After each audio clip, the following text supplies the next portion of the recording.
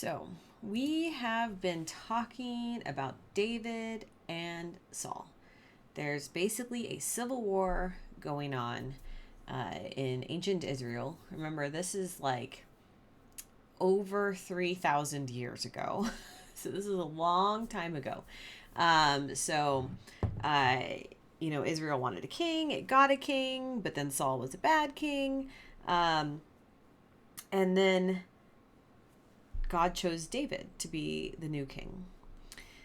So, last week, we're in the middle of the civil war, right? And we saw that David had two opportunities to kill Saul. Killing Saul would have been the politically expedient thing for David to do. After all, Saul is the person he's fighting against. Saul is trying to hunt him down and kill him. Saul has shown he's willing to let Israelites die to get to David. And David is the person God has chosen as the next king of Israel. So, just killing Saul seems like it would not only does it make sense, but it would take care of everything. Everything. Just, right? But he doesn't do it. He has two opportunities to kill Saul. One where he cuts his cloak, when Saul's using the restroom, and one when Saul is sleeping, but he doesn't do it. Why? Because in David's mind, Saul was the man that God chose to be king of Israel. He was God's anointed. And yes, God has decided Saul is no longer going to be king and that David is the man for the job. But the key here is that God decided that, not David.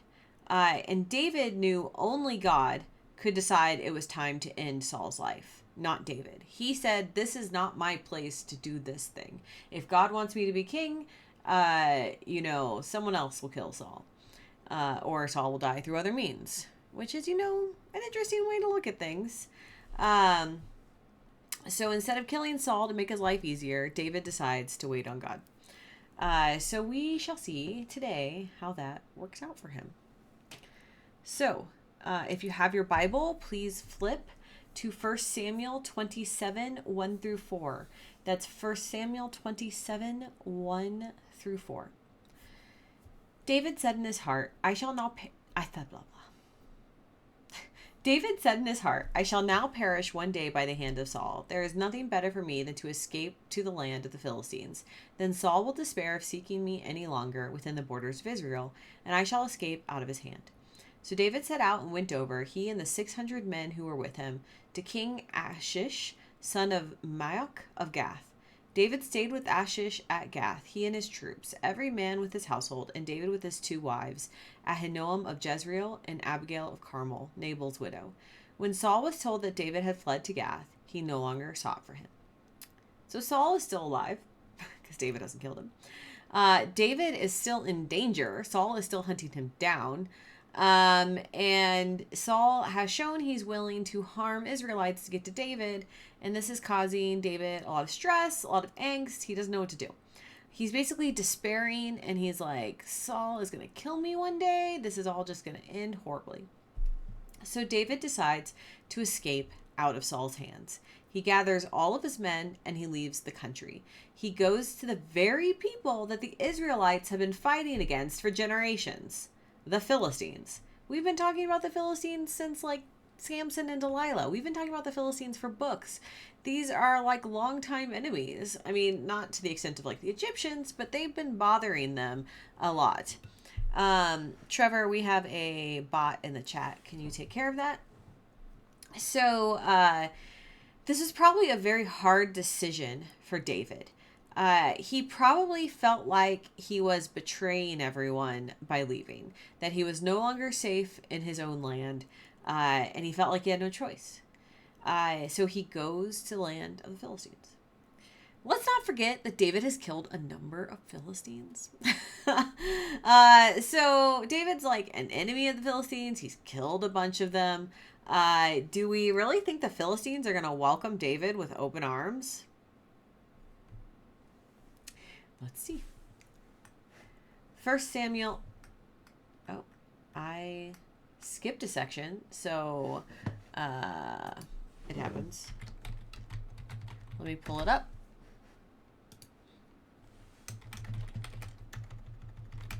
First Samuel 27, 5 through 7. Okay. Why did you do that? I pressed the wrong button.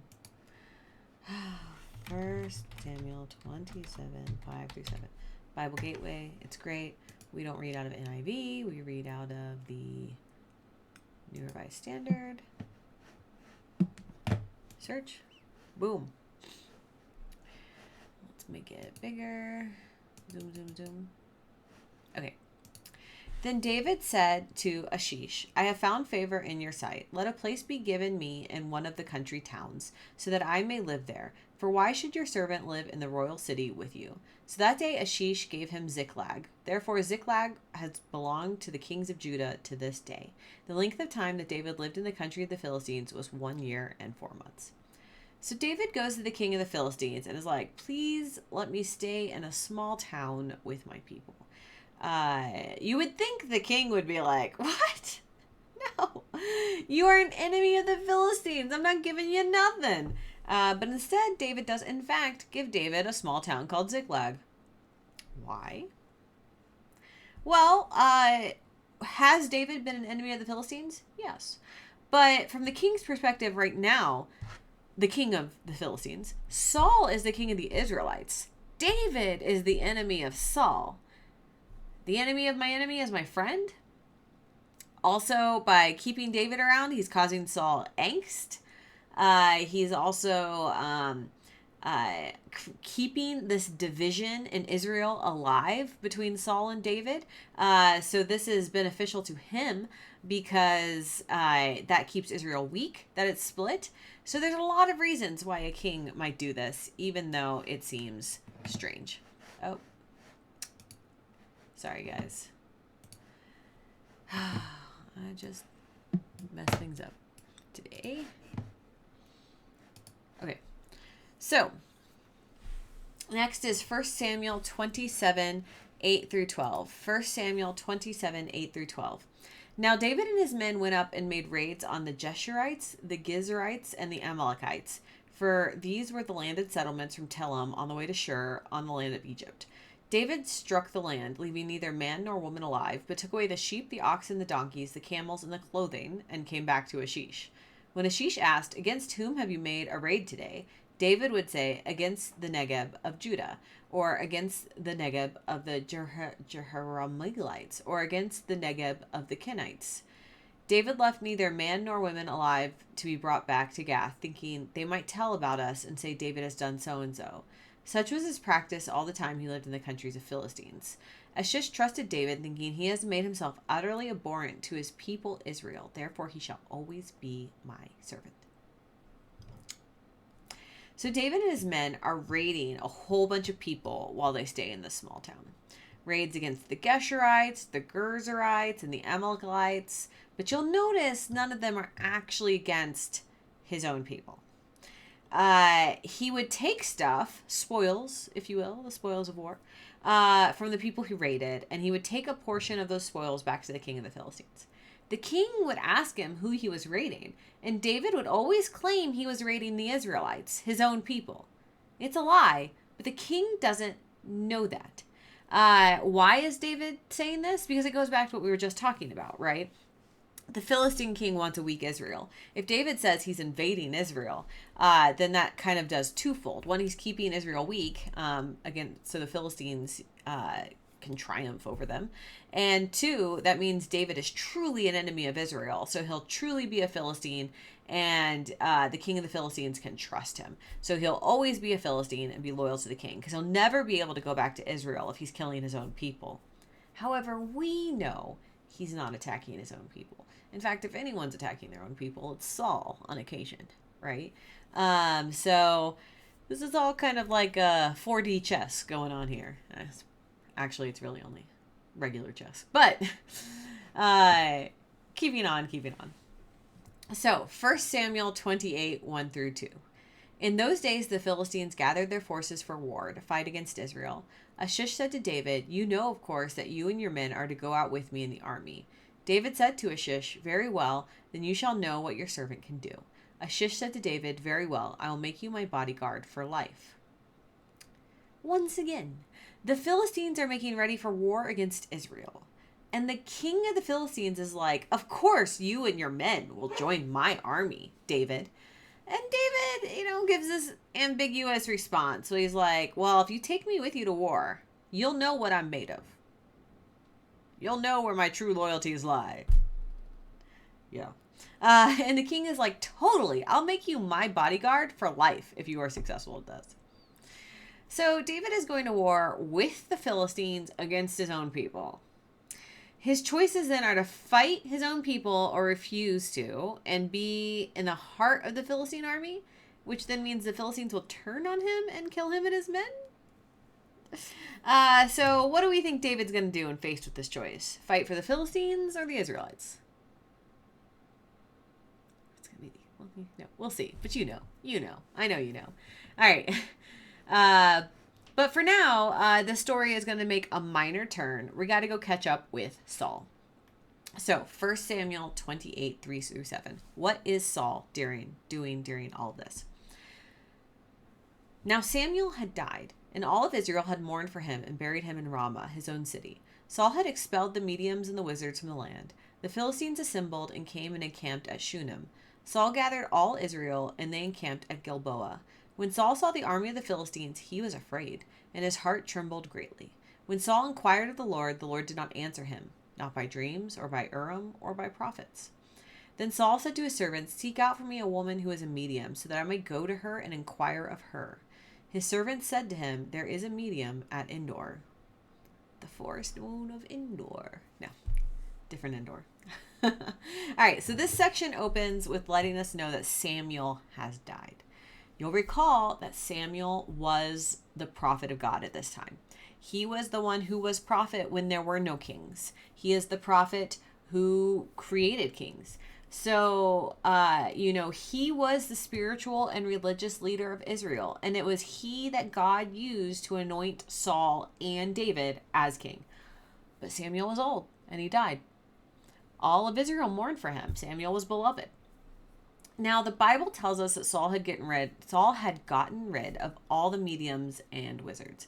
Basically, he had gotten rid of anyone in the land who thought they might be able to talk to spirits or other gods or anything like that. Because remember, Israel as a land was supposed to fall under Judaism. What is the first commandment? Have no other gods before me. Worship nobody else, right? These mediums, wizards, and witches represented people who sought to seek answers not from God, but from other means. So Saul, under the guidance of Samuel, had gotten rid of them, had told them they all had to leave. But the Philistines were gathering, and Samuel was dead. And suddenly Saul was very afraid. How was he supposed to get answers from God without Samuel to talk to God for him? Saul kept trying to ask God himself, but God was not answering. Probably because Saul was not the chosen one anymore, right?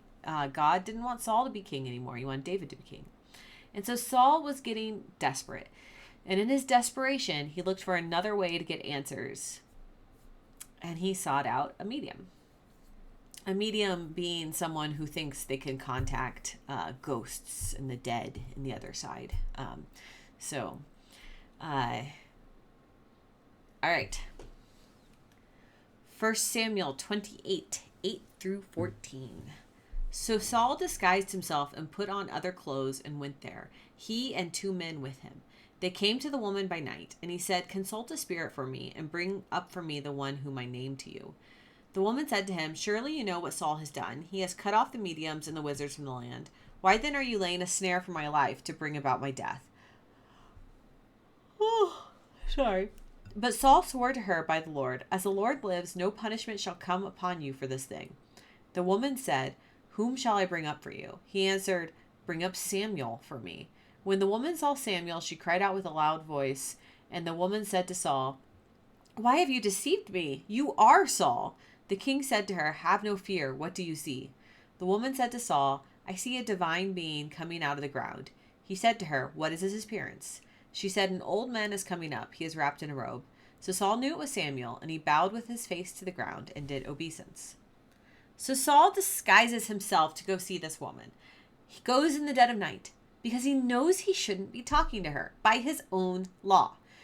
He asks her to consult a spirit, and she's like, "You know this is illegal. Are you trying to trick me? Are you like an undercover cop? What's happening here?"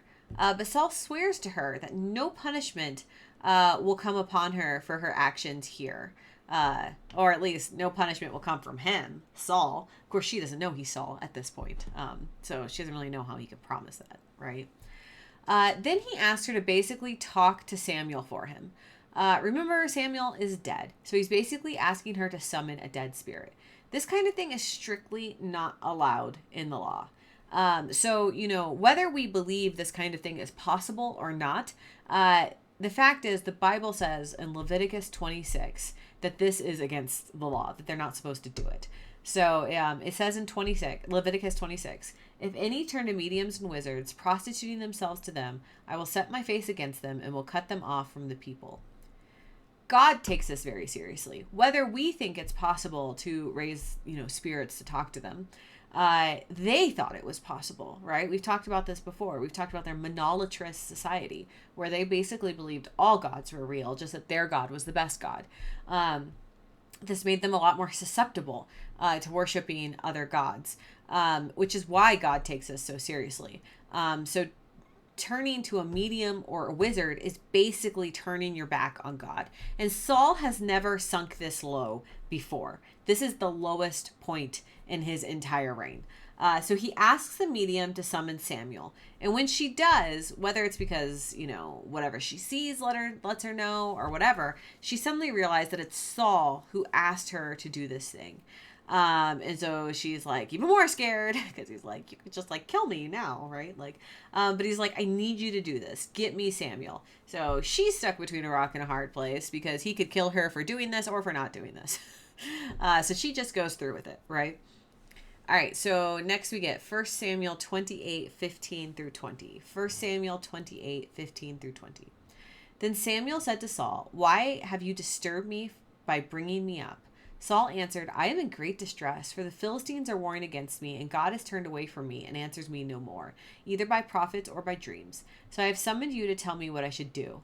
Samuel said, "Why then do you ask me, since the Lord has turned from you and become your enemy? The Lord has done to you just as he spoke to me. For the Lord has torn the kingdom out of your hand and given it to your neighbor David.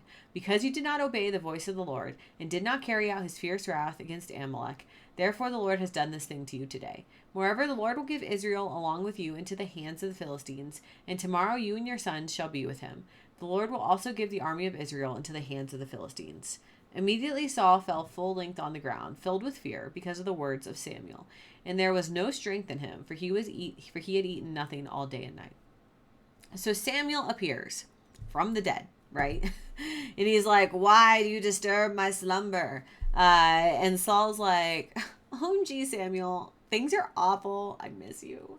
The Philistines are coming and God won't answer me. And I need you to tell me what to do." And Samuel's just like, "Dude, what do you expect? You know God does not support you as king anymore. In fact, God is going to give Israel and you into the hands of the Philistines. And by this time tomorrow, you and all your sons will be dead. Like me." Mic drop. So one can imagine this is not happy news that Saul wanted to hear.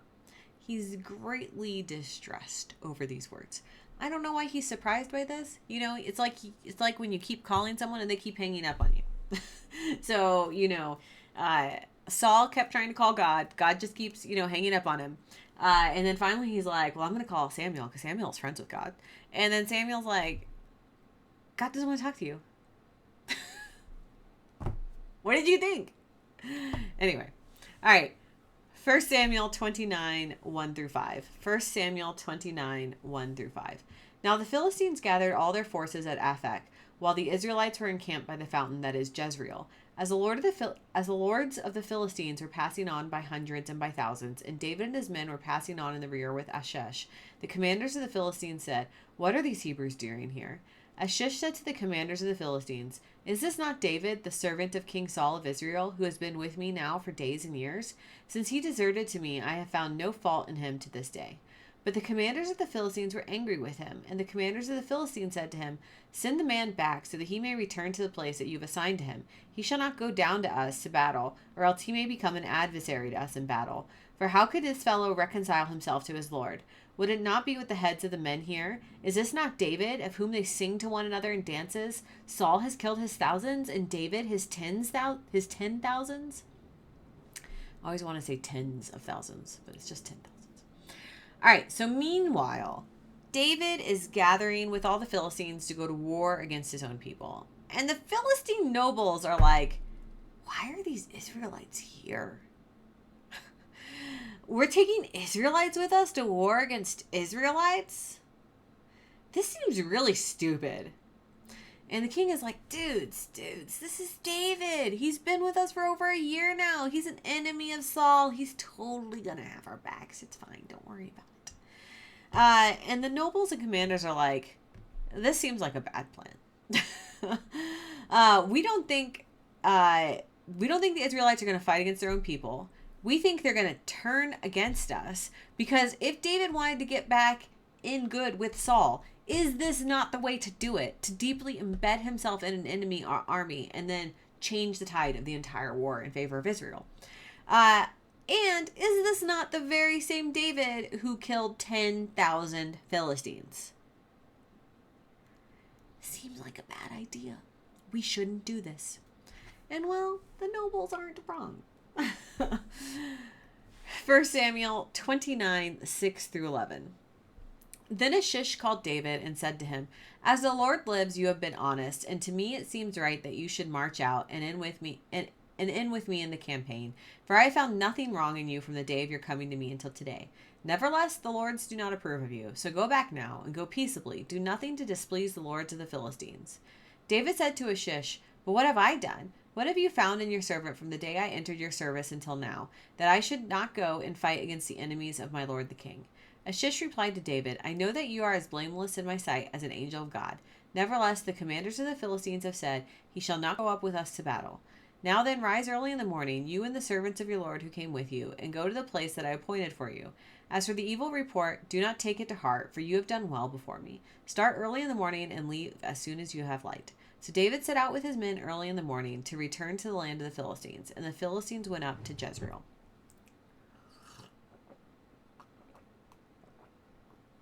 Sorry, there's a lot of reading. So the king of the Philistines, he calls David. He's like, "David, my man, my friend, you have been good and loyal servant to me, and I have found no wrong in you. However, my commanders think this is a bad idea. So I'm going to let you go back now peacefully." Fair. And David, instead of wiping his brow in relief and being like, "Oh man, you got me out of a really sticky moral situation." No. Instead, he's like, "What? I've done nothing wrong. It's kind of unfair that you wouldn't take me with you." And the king is like, I know, you've done nothing wrong, but it's my generals, it's the nobles, it's the lords. Don't worry about what they're saying. They're just scared. But you can leave first thing tomorrow morning and all will be well. So in the morning, David and his men start to head back to the Philistine, and the Philistines head on to Israel. Philistines? I don't know. David goes back to Ziklag and has a bit of an adventure there that we're mostly going to skip over. When he gets back to the city, he discovers it's been attacked and that all the women and children have been taken. So instead of fighting Israelites or Philistines, David has to go after these raiders to save his own people. Or save these people, the Ziklagians, the Ziklagites. And he does indeed save them. Meanwhile, the Philistines have gone to war. 1 Samuel 31, 1 through 3. Now the Philistines fought against Israel, and the men of Israel fled before the Philistines, and many fell on Mount Gilboa.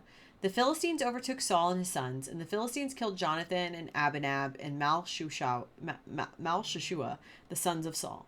The battle pressed hard upon Saul, and the archers found him, and he was badly wounded by them. As Samuel predicted, the Israelites are losing to the Philistines. The Philistines overtake the army, and they kill Saul's sons, including David's BFF, Jonathan. Even Saul gets wounded. The end is nigh. 1 Samuel 31, 4 through 7.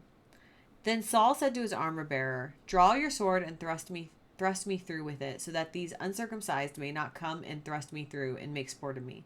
But his armor bearer was unwilling, for he was terrified. So Saul took his own sword and fell upon it. When his armor bearer saw that Saul was dead, he also fell upon his sword and died with him. So Saul and his 3 sons and his armor bearer and all his men died together on the same day. When the men of Israel who were on the other side of the valley and those beyond the Jordan saw the men of Israel had fled, and that Saul and his sons were dead, they forsook their towns and fled. And the Philistines came and occupied them. Saul knows he's doomed. And he doesn't want to die at the hand of the Philistines. Because he's an enemy king, and he's worried that the Philistines won't just kill him, they'll torture him to death and desecrate his body and, not bury him properly. And Saul doesn't want that. So he turns to his armor bearer and is like, "Will you kill me?" And the armor bearer is like, "Are you crazy? No, I'm not going to kill you." So Saul takes his own sword and kills himself. The armor bearer then realizes Saul is dead and that he has failed his duty to protect him and that everything seems doomed, so he also kills himself. Thus Saul, his sons, and a ton of men all die on the same day. The Israelites flee and the Philistines occupy Israel. This is not a happy end to this war. Yes, Saul is gone, but it's not good. 1 Samuel 31, 8 through 13. The next day when the Philistines came to strip the dead, they found Saul and his 3 sons fallen on Mount Gilboa. They cut off his head, stripped off his armor, and sent messengers throughout the land of the Philistines to carry the good news to the houses of their idols and to the people. They put his armor in the temple of Astarte, and they fastened his body to the wall of Bethshan. And when the inhabitants of Jabesh Gilead heard what the Philistines had done to Saul, all the valiant men set out, traveled all night long, and took the body of Saul and the bodies of his sons from the wall of Bethshan. They came to Jabesh and burned them there. Then they took their bones and buried them under the tamarisk tree in Jabesh and fasted 7 days. The Philistines are going through all the bodies of the people they've killed, and they discover that Saul and the majority of his sons are dead. Not actually all of his sons. So they cut off Saul's head, they strip him of his armor, and send the news throughout all Israel that Saul is dead and Israel has fallen, and the Philistines have won. They put Saul's armor and his body on display so everyone can see it, and they know for a fact that Saul is dead. However, the Israelites weren't going to let their king's body just decompose on a wall, so a group of brave men decide to defy the Philistines. They go out, they take the body of Saul and his sons down, and they burn them.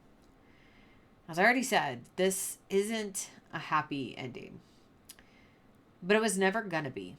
Saul was the first king of Israel, a king who ran away from the idea of being king. And for a while, he did okay. But then Saul stopped trusting God. He behaved as if he could be king and priest. And worst of all, he eventually decided he didn't even need God. That's why he called him medium, right? He was trying to circumvent God. So Saul and his sons died. Israel is in disarray, conquered by the Philistines. But there is still hope. Because David is still out there. And he will be the new king of Israel. It's just not going to be an easy handover because now the Philistines are everywhere. All right, so that is the end of today's lesson.